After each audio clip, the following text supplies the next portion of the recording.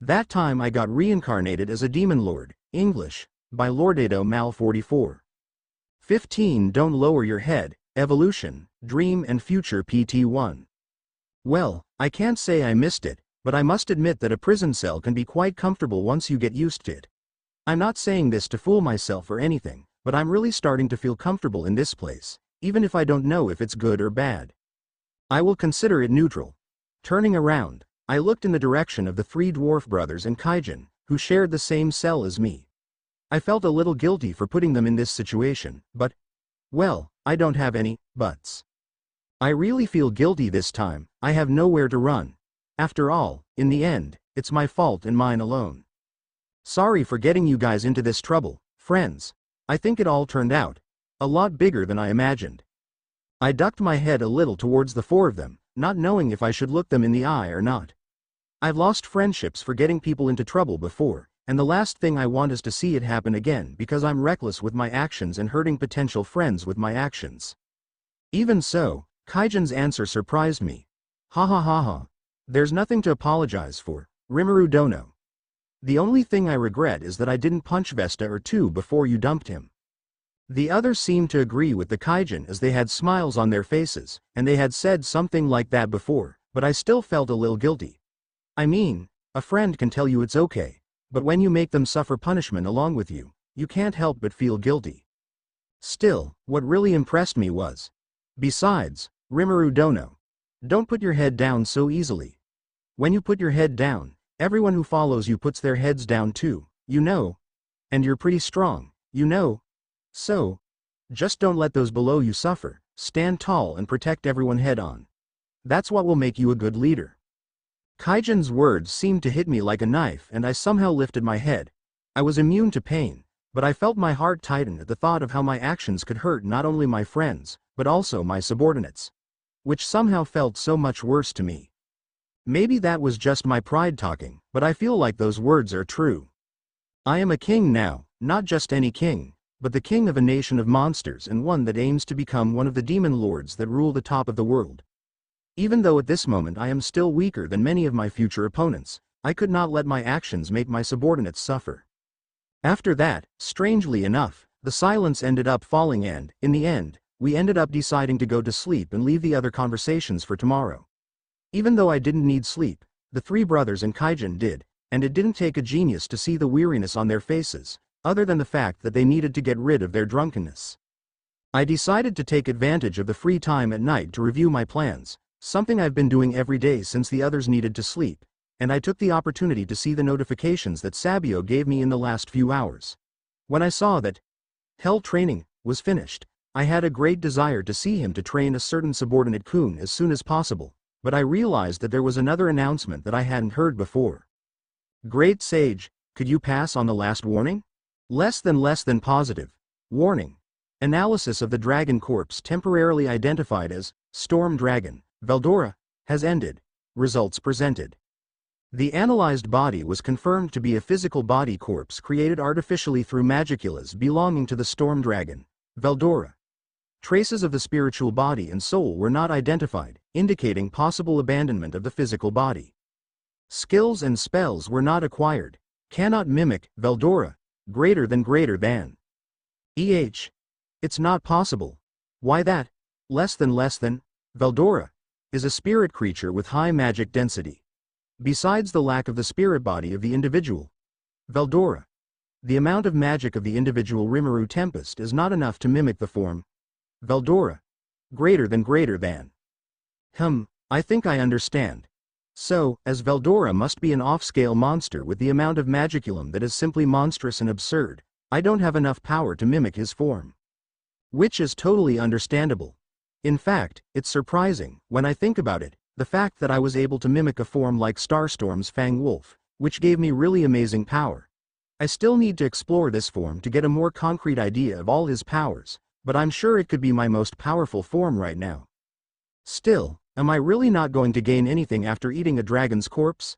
I know I got this corpse for free, but it seems a little unfair to me not to get anything if I had something so powerful in my hands. Great Sage, partner, try again. We won't let the world beat us. Less than understood. Attempting to decompose, Storm Dragon, Veldora. Failure. Mimicry could not be acquired.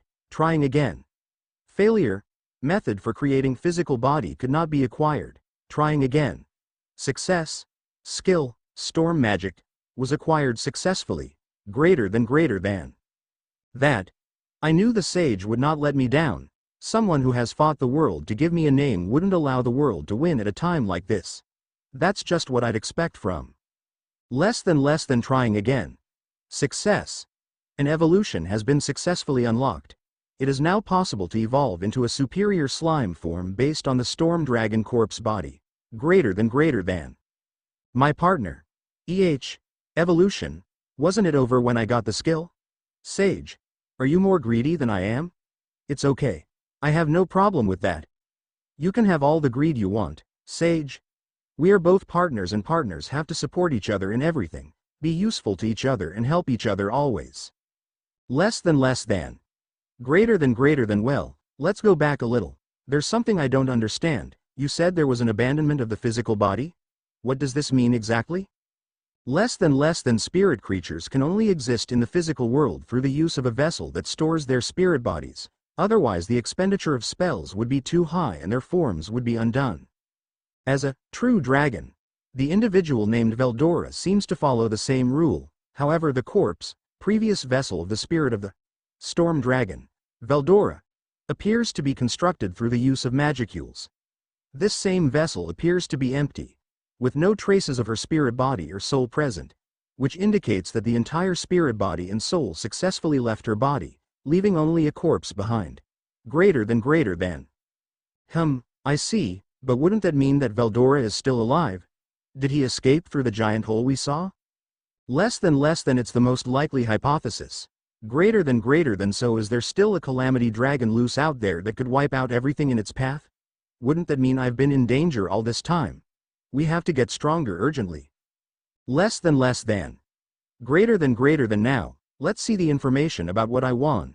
The skill, storm magic, is pretty strong. In fact, it's probably the most powerful thing I have right now, and it's so powerful that I hardly know if I could use it effectively in combat. I mean, what can I do with it? 2 shots before it runs out of magic? The cost of these spells is simply too high. Now, evolution. Sage, can you explain a little about this evolution? Less than positive. Evolution of the individual Rimuru Tempest from slime to mega slime. Greater than. Yes, I understand that, Sage. Now, explain to me about the mega slime race, please. Less than impossible. Mega slime breed not found or does not exist. Greater than. And there's the bug. The sage says that I should evolve into the mega slime race, but when I look at the all existence of the great sage, I can't find any information about the race of mega slimes, almost as if they don't exist. After all, what's going on? Wise. Tell me what race I should evolve to and its information. Less than understood. The evolution race is the mega slime race and mistake, information not found. The mega slime race does not exist. Greater than. It looks like there's some kind of bug with this race, which has me seriously questioning what's going on with the sage. I mean, all existence should have the ability to access information on all things that can be evaluated, whether spells, skills or creatures, but if it can't evaluate that information, then he is not able to evaluate them because this information is beyond his existence and he has no samples to evaluate. That makes sense. Veldora himself is an existence I can barely assess, and that's because I have his entire corpse. So how could I assess an evolution based on him if I don't have even a single sample? Impossible to rate. So all I need is a sample, and if that's the case. Wise. Start the evolution process. I want to wake up as soon as possible to evaluate each change. Less than understood. Starting the evolution process. The individual Rimuru Tempest will go into sleep mode. Greater than. What did you say? Hyber. Before I knew it, I had already plunged into a world of darkness. This time was a little different from the other. This time my consciousness really seemed to disappear, and I think for the first time since I came into this world, I actually felt myself falling asleep. In the midst of that absolute darkness, the impulse of rage and savagery seemed to want to take over the being. This being had felt anger before, but this was unlike anything the being had ever felt, as if some kind of wild animal was taking over his body and all his instincts were trying to act at the same time. Even so, the being was conscious. What he felt was not the intent to prey, as he had done thousands of times before. He had felt this urge, this hunger, to prey on the creatures around him before, for he could feel that this time was different. All the pride of a hunter, of which he was so proud, seems to disappear before the instinct that the being felt. The being didn't want to hunt, didn't want to eat, just wanted to kill. He wanted to destroy the world. Opening his own eyes, this being looked at the image before his eyes, the source of all his anger, the source of his genocidal instinct. That image, which had terrified him in a nightmare before, was now becoming reality before his eyes, and the pain of knowing that he had failed to prevent such a tragedy seemed to only serve to increase his fury against the world itself, which allowed those he loved to die while he was too far away to defend them. Lowering his hands, he took the woman's head in his arms, resting it on his thigh. The being was not aware of when he had knelt down, but thanked her, supporting her in a position they had been in so many times before in times of affection for each other, but which now seemed totally out of place. The woman's purple hair was now stained with blood red, and the woman's lone horn that should have adorned her forehead was missing, proof of the being's incompetence. He had failed in his promise. He promised her that once she fell, he would be there to catch her, and that if she was in danger, he would be there to protect her. That had been a promise he had made to her, just like the promise he had made to each other, and yet, like a fragile piece of crystal, the promise had been broken. Looking around for a moment, he allowed his eyes to wander over the scene of his worst nightmares. Everyone he had promised to protect lay around, staining the meadow green with blood red. Their clothes were torn, their injuries were visible, but everyone had smiles, as if he being here soothed them, even after their deaths. This further cultivated the fury of being. The being had to hold on even tighter to keep his instincts from taking over. If they did, then the desire to destroy the world that he felt would probably follow further, but the being was aware that if he did that, he would most certainly regret it. After all, that was what he was like. But then, for a second, the world seemed to freeze. The hand that he raised to caress the woman's face reached down, touching her stomach just below her bust.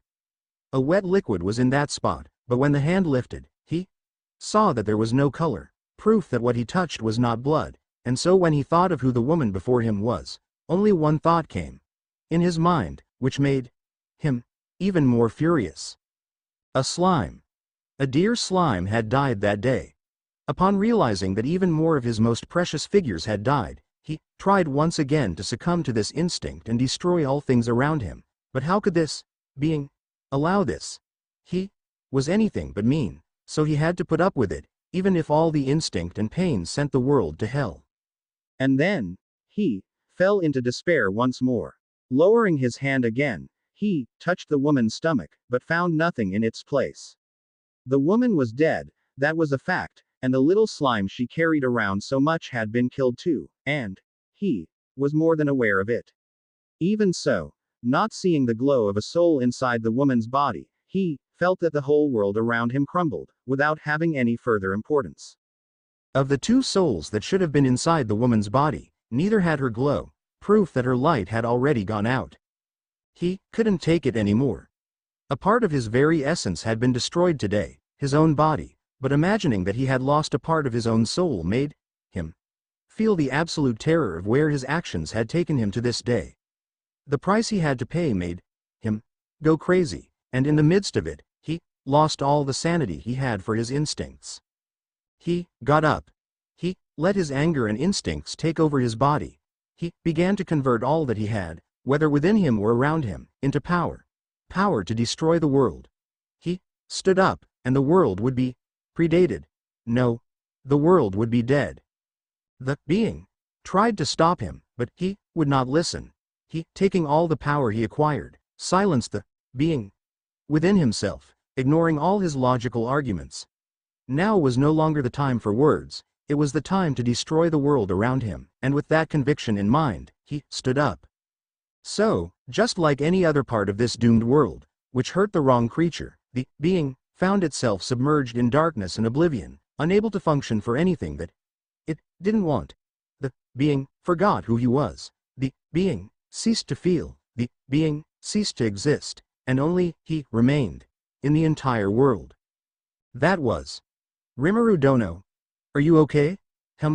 Oh yeah, Kaijin-san. I'm sorry I just woke up, you know. I think I'm just a little tired.